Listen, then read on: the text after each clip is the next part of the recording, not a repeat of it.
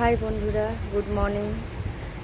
আমি তো নার্সিংহোম থেকে ভিডিও করেছিলাম, কালকে বাড়ি ফিরেছি। যাই হোক, কালকে সন্ধেবেলায় কিছুটা ভিডিও আমি পোস্ট করেছিলাম। আর বুঝতেই পারছো যে আমার শরীর খুব একটা ভালো নেই, তবুও আমি ভিডিও ছাড়ছি। কষ্ট হচ্ছে, মায়ের শরীর খুব একটা ভালো নেই। তারপরে নার্সিংহোমে আমি পড়ে যাই। দেখো, আমার হয়তো মাথার এখানটা একটু ধাক্কা লেগেছে খুব জোরে। যাই হোক, আবার কীরকম মুশকিলে পড়লাম দেখো। আমার ছোট্ট সোনামণির কাল রাত্রে থেকে প্রচণ্ড জ্বর, এখনও জ্বর, গায়ে ওষুধ দিয়েছি আমি।